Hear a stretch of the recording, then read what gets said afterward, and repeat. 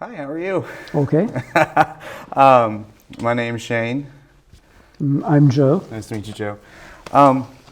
So, where did you grow up? I grew up in southwestern Oklahoma. Really? I always say it wasn't close to anything. It's outside a little farming community. Population sign said 600. We thought it was probably an exaggeration. So you're saying it So was like a very, very small. Yeah. one stoplight down then, huh? No stoplights. No stoplights. And the stop signs were a later addition. Oh, well, yeah. So Well, I grew up in New Paris, Ohio. I was originally born here in Dayton, okay. Grandview Hospital. New Paris, Ohio is about 20 minutes from the Richmond, Indiana line. Okay. And I graduated from National Trail High School there, class of 2014. And then I moved to the Dayton area, I say about 5 years ago. What was it like growing up as a gay person there in Oklahoma? Not pretty. Really? Since one of Randy's goals with this set of interviews was to do different generations, Uh-huh. you mentioned when you graduated from high school. I graduated in 1967. Really? So I'm headed for being 75. So as far as I knew, I was the only gay person in the universe. Really? And I wasn't even sure I had a name for what it was that I was. Because one of the questions I wanted to ask you about growing up is how visible gay people were to you. So that's really interesting. So because I think of the area where I grew up, I think, there wasn't a whole lot of us around. Yeah. I came out gradually, I'd say in the year 2012 or 2013. And as far as visibility goes, I think we had a couple of LGBT-oriented students in our school. But it just wasn't something that you talked about, And I do remember that when I came out as bisexual, I know that, of course, it gets around school wildfire and it gets around town and such. And, my family was, I would say, shocked at first, but I think, over time, it just kind of became, I was accepted, What about other kinds of visibility, like people on television or in movies? How do you mean? Did you see people on TV or in movies that you would identify as gay? One of my one of my favorite musicians is Elton John. Yeah. Elton John. Absolutely love Elton John. I love Liberace,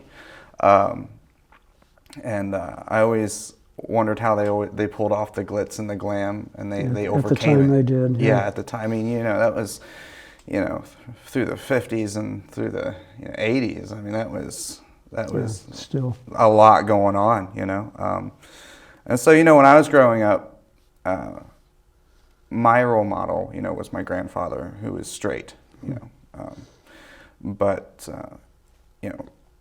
both of my grandparents always told me, do best for yourself, do what makes you happy, be yourself. And so, they encouraged my music and stuff like that. So, I really looked up to some of the television icons that identified as LGBTQ, and especially for that time. Yeah. Closest we got, and this was a little bit after I was out of high school, probably was Paul Lynde on Hollywood Squares. Really? That's was about Paul all we Lynde, had was to he see. really? Oh, God, yes. I didn't know that. Extraordinarily so, yeah. Well, see, I've always watched him on television, Yeah. and I kind of have that lingering thought in my head, I think, I wonder if he's gay. Yeah, and the Uncle Arthur character on Bewitched that he played was also... Oh, yes. Everything was still pretty coded at that time, but he was definitely... That was such a good show, too. I mean, Elizabeth Montgomery was just stellar in her role. I guess, did you feel safe, in Oklahoma when you came out Well, I didn't come out until after I had left Oklahoma, Okay. so that sort of Oops. avoids my answering that question. But the short answer would be no, it would not have been safe. Really? I wasn't really able to be out until I was in graduate school in the early 80s. And then it wasn't exactly safe. It was still kind of daring at that point.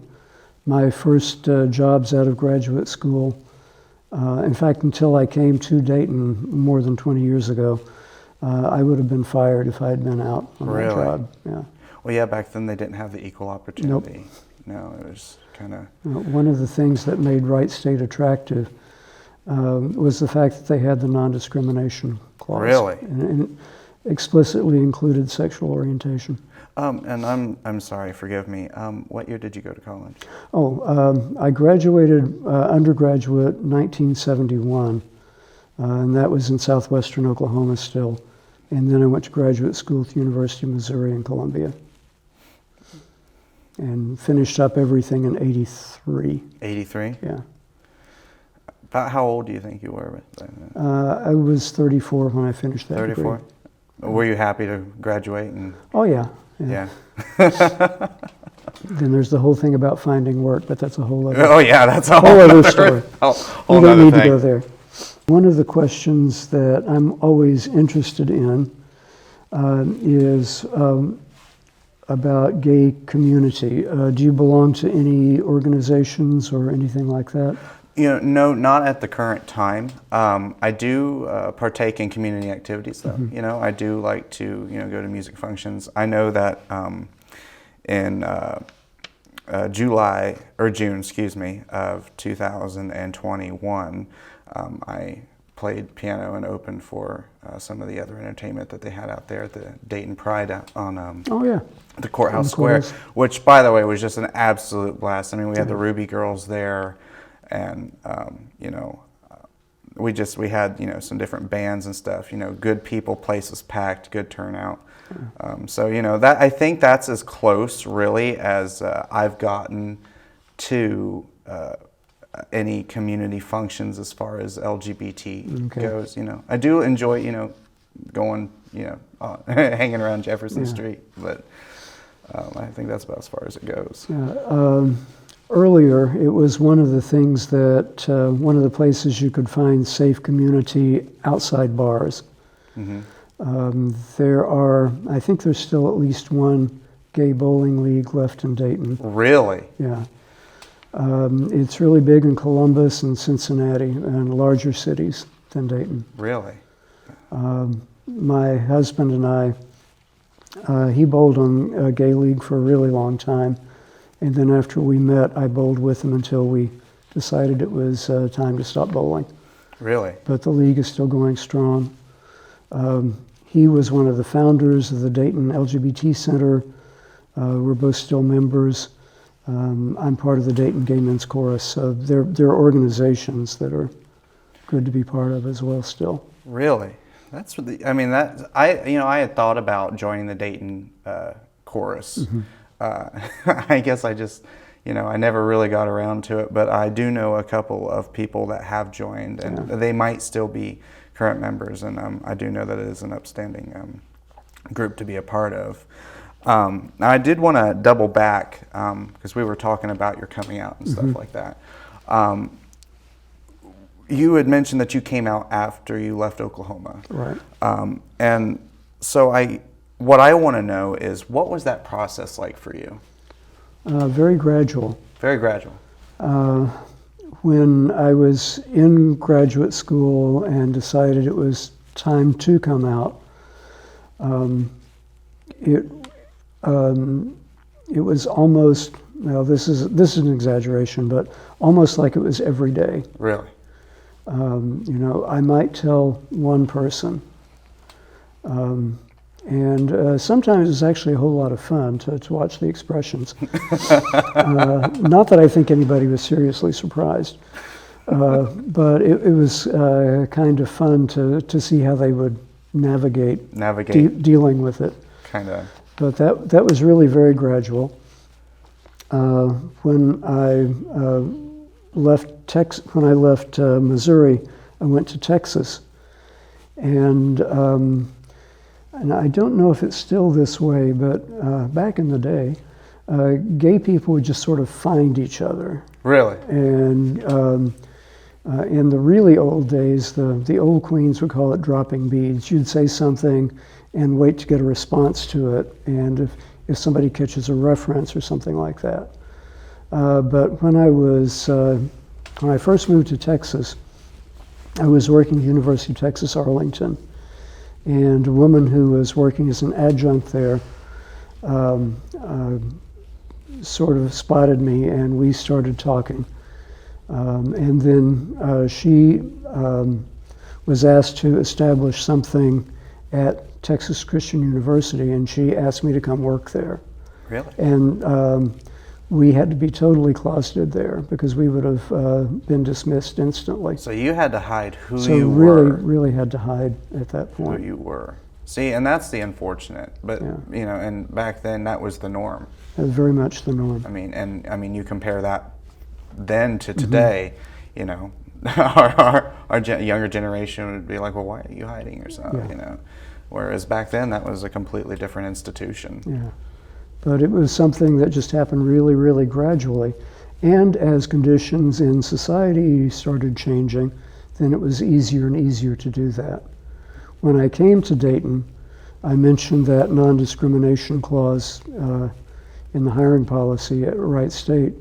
That was very easy, and that's where I think I could say I finally really came out, because I didn't feel obliged to do any hiding at that point. I bet that was a major relief. It really was. I'm not sure how much I was aware of it being a relief at the time, but Right. looking back, yeah, it must have been.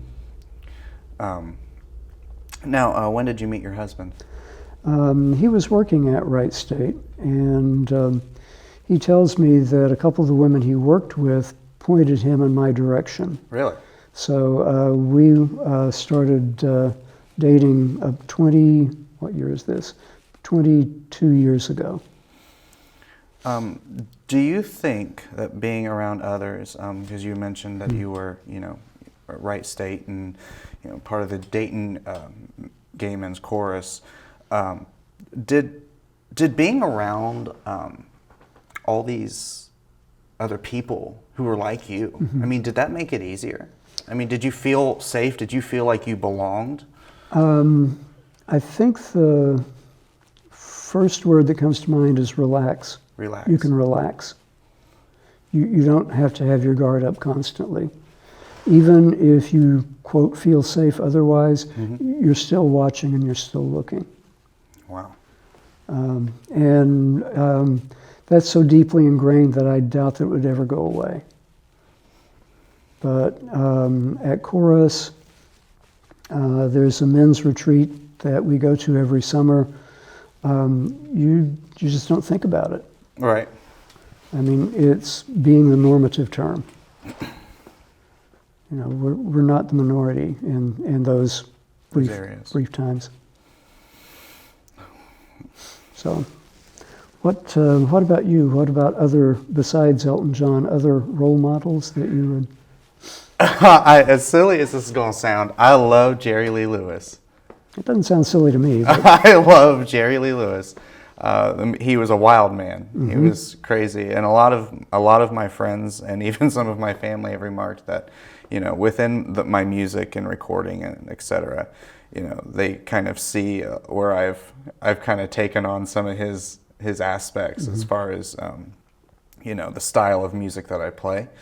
You know, I really you know, and he just passed away, you know, a couple years ago. Not that long. Yeah, not that long ago. And I told myself, I said, well, I am going to either get an interview or I am going to try to get a signature on a record or something, you know, to add to my vinyl collection. I never could. But no, he was nuts. And I can't say that I quite have the mannerisms and some of the wild man tendencies that he did.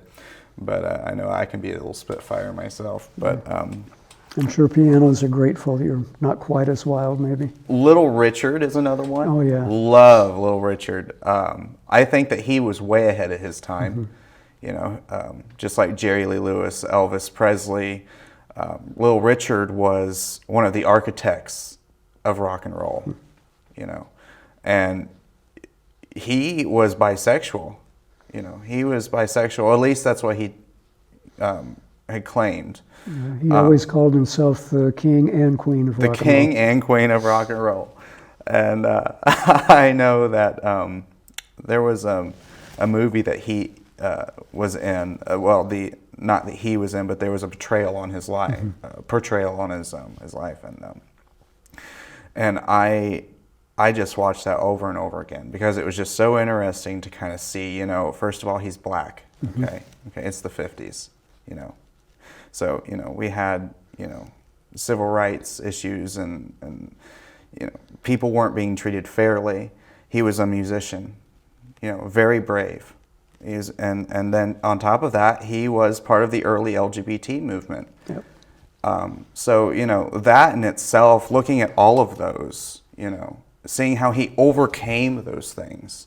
You know, and he looked at the world and he said, you know what, screw you, I'm going to do what I want to do and I'm going to play the music that I want to play. And there's not a thing you can do about it. That is why I look up to him, because he was a hell of a man. Yep, that he was. At what age did you begin to think of yourself as being, you said bisexual, At what age did you start thinking of yourself that way? You know, so coming from I say slightly conservative family, you know, I always knew, it was always known to me that the right thing to do, and I put quotations around that, was to find a wife, get married, have kids. End of story. So when I was younger, you know, all of my other peers in 5th and 6th grade, you know, they were, you know, getting girlfriends and things of that sort. And I tried to. I couldn't do it. I said, you know, and I thought for the longest time that something was wrong with me. You know, I thought, I'm a freak, you know. I thought, I am a freak. I am the bane of society. This is not right. There's something wrong with me mentally. And then, you know, I think I carried that until I think I was about, and I think my freshman year of high school. I think I carried it until then. But I knew from a pretty young age, which is kind of rare, really. I mean, I think, you know, because a lot of kids, you know, are, and, you know, even I was uncertain about myself. I'm like, well, where do I belong? Where do I fit, you know? You know, our school was quite conservative, so it was not, like I had mentioned earlier, and not to digress, but, you know, it was not something that you talked about. So I think that I kind of got my stuff together by my freshman year of high school. That's pretty good. And I kind of, and, you know, and honestly, you know, even though that I'm in my late 20s, you know, I'm still discovering things about myself, you know. And I think back, you know, about how far I've come, you know.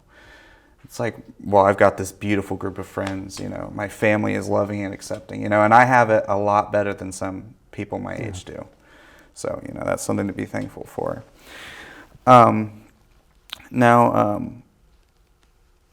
we had talked about your husband a little bit, and now when you were younger, what year did you say you met your husband? 2002 is when we started dating. 2002. Yeah. So, well, let's crank it to 2002. So let's say that you were going into a shopping mall or a restaurant. You know, would you have ever dared to hold his hand? At that point, no. Really? Yeah. Even though that we'd entered the new millennia. Yep. How did that make you feel? Honestly, I didn't think that much about it Really? at that point. As I said before, things become so deeply ingrained that that's the way they are, and so you don't think that much about it. Yeah, I think, we just kind of learn to live with it, don't we? We just kind of.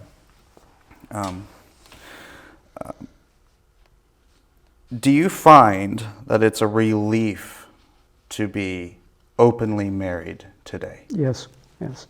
Now, I know one of the words that you had mentioned that kind of bring you peace is relaxation.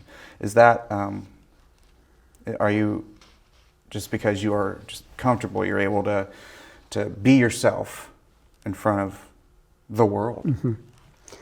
Yeah, that's an important part of it. At the same time, though, I don't think we're out of the woods by any means. Oh no, we've got quite a lot to work on. But even some of the things that have been achieved can be reversed. Really? Yeah. Give me an example. Okay, well, we could always talk about Supreme Court decisions in the last couple of years. Oh yes. Including some language in one of the concurring opinions that suggests that they need to revisit marriage. So there's a very real possibility. I did hear about that recently, and it took me back to 2015 when I was standing in a McDonald's with a frappe in my hand, looking up at the screen. And Supreme Court has passed gay marriage law, and I thought, this is how it's always going to be. And then as we went through the 2021, 22, 23, and now we're into 24. I'm not so sure about that anymore. It's like we're having our rights stripped from us. It's quite possible. And not only does that impact single people and married people, but married and or single LGBT members with children. Right, especially children. They could be taken away. Yeah. And it's really sad, but hopefully we don't go down that route. Right. Well, as a friend of mine always used to say, just because you're paranoid, it doesn't mean they're not out to get you. That's right. That's right. Just be aware of it and pay, as my husband always says, pay attention. Pay attention. So, one of the things you mentioned, actually, I brought it up earlier about role models, and seeing gay people in places. What about bi people? How visible do you find bi people? Because I think that could be one of the most invisible parts of the alphabet. As I have gotten older, and I guess I didn't think about it, maybe, 10 years ago when as I've gotten older, it seems to be almost non-existent. And it's almost got a prejudice against it, really. If you're bisexual, you're selfish. You have to pick one or the other. Yep. And I kind of refuse to go against that, or refuse to go with that. It's like, well, I don't have to. I can be with who I want to be, in any shape or form. And what I have found is that in the gay community, it's always gays, lesbians, trans. You hear nothing of asexual. Nope. You hear nothing of course, queer kind of falls within the whole. There are other groups that we don't talk about, and bisexual is one of them. Right. And so I do feel invisible, or I'm automatically stereotyped as gay, and that's just not the case. I can walk into a room full of people, and statistically, 30 of them might be a part of the LGBTQ community, and at some level. But I'd never know that. I'd never know if Tom over here is bisexual. I would never know if Nancy over here is, a lesbian, but she has a husband. I wouldn't know these things. Yep. And I don't think that's talked about quite enough. I think that we only focus on, being gay, being a lesbian, being trans, and I think, and I think as time will progress, I think that we will, eventually talk about those things more. You just got to make more noise. You just have to make more noise. That's right. Now, if you were to give any advice at all to me or the younger generation, to our viewers, what would it be? I think I'll go back to that other piece of advice. Pay attention. Pay attention. Take a look at what's going on around you. That includes also taking a look inside. Try to figure yourself out. People do not change a lot, but they do change. And you sometimes change as conditions around you change. So I would say really try to know yourself as best you can, but don't think that you ever know yourself completely. So I would say look inside, be introspective, but also pay attention to what's going on outside. So that's me. That's you. What about you? Well, it's so funny because I'm part of the younger generation, but I do see, I work. But you won't be forever. I will not be forever. That you are absolutely right. One day, old man time's going to catch up with me. But one thing that I will say, as I work with the people every day and multiple facets, I see young 10, 12, 13-year-olds expressing themselves, which is more than I can say for some of the people in my Right. generational age range. My advice to them would be to pay attention. Make sure that you watch your back. This is a nasty world. Don't ever let the light within yourself go out. And always stand up for what you believe in. And be honest. Be honest with yourself. Be honest with everybody. Be you. Don't ever, ever, ever act like something you're not for somebody else just to appease them. You stand up like a rusty nail and you make your stand. And you be who you are. Good advice.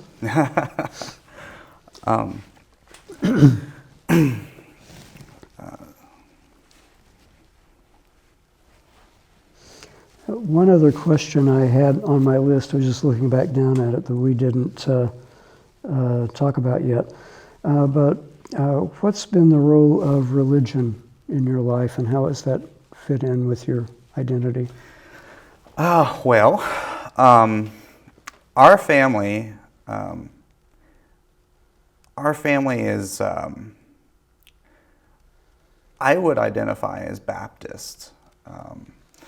Now, going to church and stuff when I was younger, we were kind of occasional churchgoers. Religion, as in some families, religion is like the cornerstone of a family, For ours was love and acceptance. So religion